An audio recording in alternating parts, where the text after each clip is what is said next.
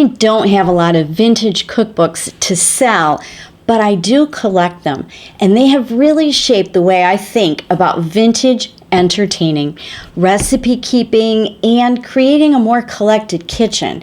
One thing I love about these old entertaining books is that they don't just tell you what to cook, they tell you how people thought about hosting, who to invite, what to serve, and how to set the table, how to make people comfortable, and occasionally how to prevent a small social disaster in your living room. So today I've pulled out this vintage Betty Crocker Hostess cookbook from my collection of spiral-bound Betty Crocker cookbooks from the 1960s and 1970s. Not to try to recreate a whole menu or a whole dinner party exactly, but just to look at the advice inside of it. Some of it's really charming, some of it's very dated, and some of it is still surprisingly sensible. We'll look at what still holds up and what I'm happy to leave behind, and how these old hostess books can help us use the dishes, linens, serving pieces, including a few vintage serving pieces, along with the recipes we already have, without turning entertaining into a performance.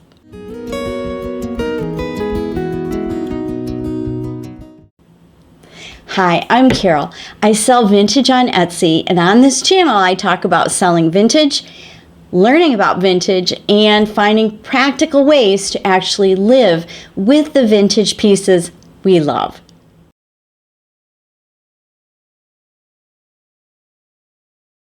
The Hostess Cookbook has a whole section on getting organized before the party, and honestly, this is one of the places where I think vintage entertaining books were really onto something.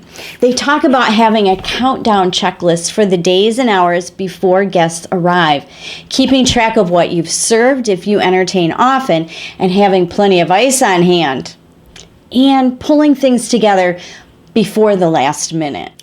And I know that may not sound as elegant as candlelight and pretty dishes, but this is the part that makes the candlelight and pretty dishes actually enjoyable. Because the vintage books were not wrong about planning ahead. They may have made it sound a little more formal than we would today, but they understood something very practical. Last minute chaos is not the way to go. If you are still deciding what serving bowl to use when the doorbell's ringing, or if you have no ice, or if the table is half set when the kitchen already looks a disaster, then suddenly the whole idea of entertaining starts to feel like too much.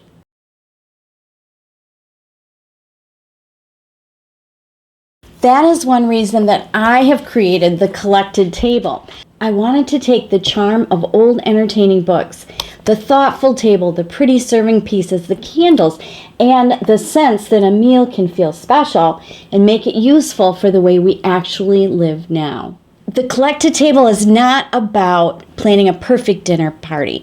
It's a guide for how to plan the meal, the table, the little details, everything that makes it feel more pulled together without feeling overwhelming. There's a planning page I think of as the checklist before the doorbell. It breaks things down into simple steps, what to think about a week before, a few days before, the morning of, a few hours before, and right before the guests arrive. Things like choosing your menu, checking your serving pieces, setting out dishes, preparing what you can ahead of time, and adding candles or flowers. Giving yourself a few minutes to step back before people arrive, because most of us do not need a more complicated way to entertain.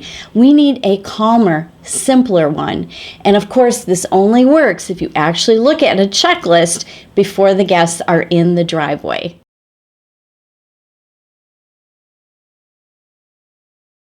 Now, once I got past the advice that feels very much of its time, I started noticing how much of this book still makes sense. One line I loved was about making things easier on yourself by inviting some people, at least one, who can carry part of the entertainment load. We all have friends who light up the room and carry the conversation, pulling others in and keeping the party fun. And that sounds kind of staged, but it's actually very practical. Every gathering benefits from a few people, at least one, who help conversation move along. They make others comfortable and they don't need to be entertained every second. This is one thing vintage entertaining understood. A good gathering is not just the food or the table, it's the people, the rhythm of the evening, and making things easier on everyone, including, and I think most importantly, the host. The book also talks about invitations, and of course, it suggests sending them 2 or 3 weeks ahead of time, probably in writing, and no doubt back then in the mail.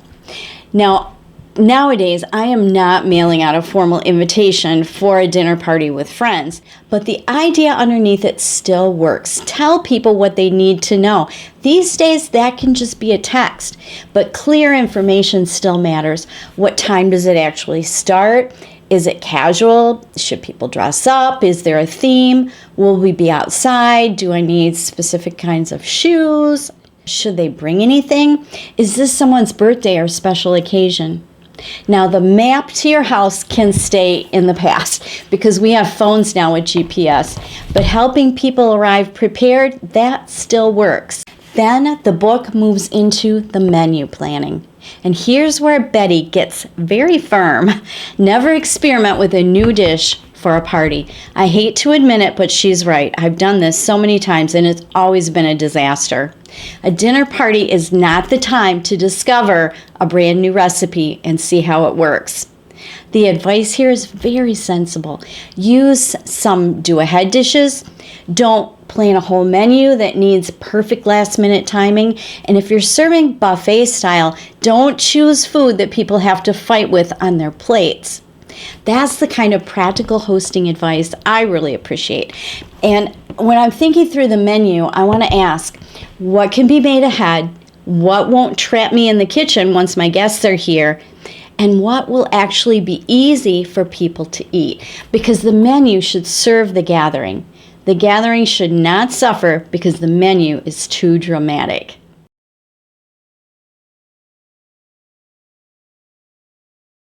And then this is my favorite part of what I found in this book. The cookbook gives one piece of advice that is really going to stick with me. It says to include one spectacular in every party menu. Now, their examples are very much from the 1960s, 1970s. A beautiful mold, an exotic vegetable combination, or a flaming dessert. And I can appreciate that drama. I may not personally choose a flaming dessert, but the principle is wonderful. You do not need every part of the meal to be impressive, but one memorable thing can make it really special. That one spectacular doesn't even need to be the food.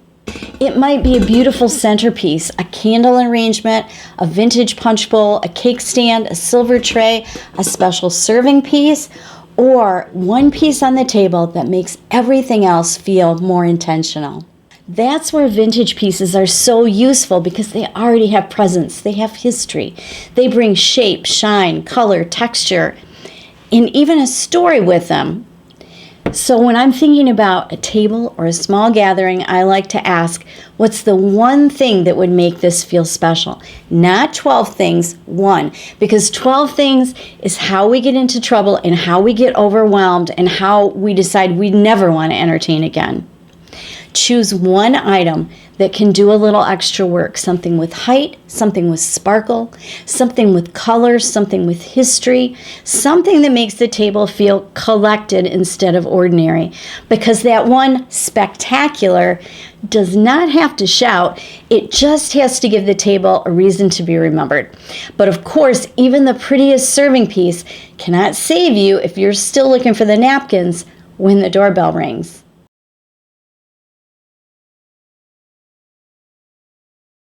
The Hostess Cookbook has another line that I just loved.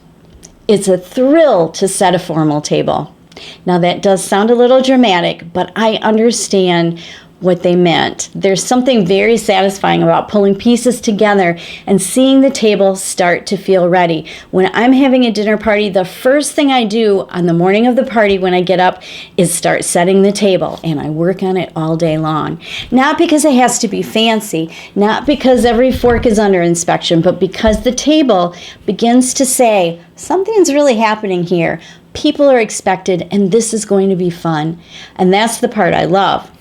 The book also talks about building up a wardrobe of tablecloths, runners, placemats, napkins, unusual serving pieces, one-of-a-kind centerpieces, and colorful table accessories. And then using them. And honestly, that could almost be the motto for a collected table. Not buying everything new, not trying to make everything match, not waiting until you have 12 of the same plate or 12 of the same glass. Just build slowly. Collect interesting pieces. That's really the whole idea behind a collected table and using vintage in modern entertaining. It does not look like it was purchased all at once. And that's what gives it its character. You're not trying to recreate a department store display. You're creating a table that feels like home. And sometimes that means the napkins don't match perfectly. The candlesticks have a little patina, and serving pieces came from 3 different decades. That's not a problem. That's the charm. The trick, of course, is knowing when to stop, because if you love vintage, there's always one more little dish, one more glass, one more candle holder, and one more, wouldn't this be cute? And that's how the table goes from collected to crowded before you've even served the salads. So watch out for that. Keep it simple. Many years ago, I was asked to give a little talk at a wedding shower, and the basis of my talk was encouraging the bride to use all of the beautiful things she was receiving at her wedding shower and at her wedding to come in a few weeks. It's no fun if you can't use your beautiful items. Don't save them. Use them.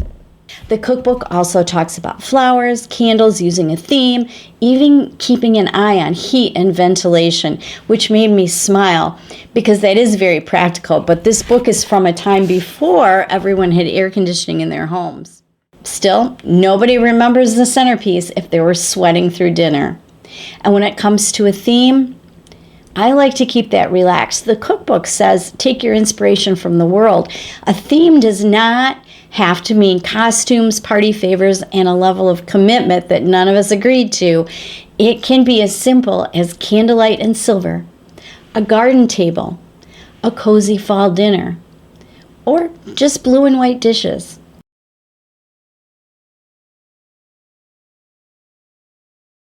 Once the guests actually arrive, the advice in the Hostess Cookbook gets very practical again. If you're serving cocktails, have at least one non-alcoholic option. Don't stretch the before dinner part so long that people are wondering if dinner is just a theory. Don't urge people to eat food they don't want to try.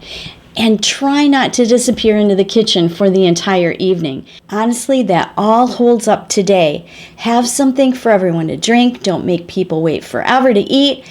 And let people decide what they want to eat on their own plates. Our guests are not our children. And do as much ahead of time as you reasonably can so that you can be where the people are, not in the kitchen. Because the goal is not to prove how hard you worked. The goal is to make people feel welcome and have a good time and want to entertain again. So sit down and enjoy your guests. The Hostess Cookbook also gives a little advice on keeping track of the conversation.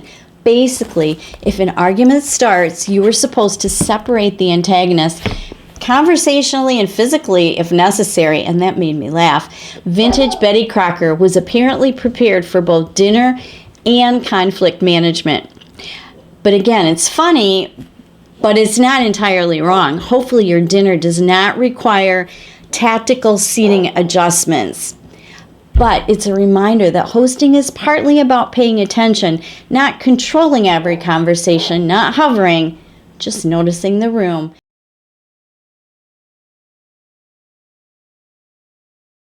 So for me, the goal is not to follow every rule or use every vintage piece I own. The goal is to use these things in a way that makes the meal feel warmer, prettier, and more welcoming. And once people are actually at the table, that is where the whole thing becomes real. This is the part the table was meant for. The napkins might move around. The serving pieces will get passed. Someone might even spill a little. People may reach for seconds or they may not. The table does not have to stay perfect. In fact, if it stays perfect, that probably means no one's using it. A gathered table is supposed to change as the evening goes on, and that's the point. And then, when the evening starts to come to a natural close, the Hostess Cookbook has one more piece of advice that made me laugh.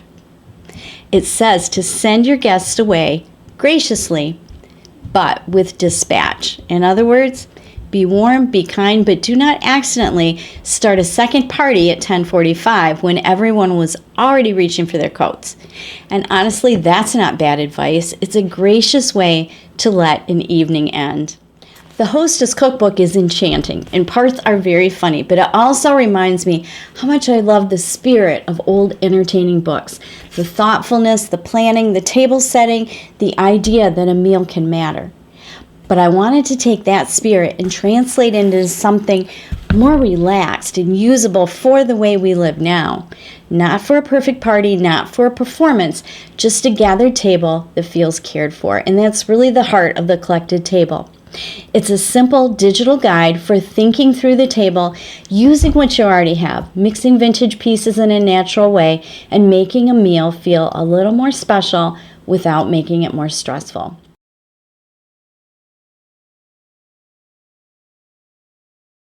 Now, if you're a vintage seller, this is worth paying attention to, because when vintage entertaining books tell people to collect unusual serving pieces, linens, candlesticks, centerpieces, and table accessories, that's exactly the world we are selling into.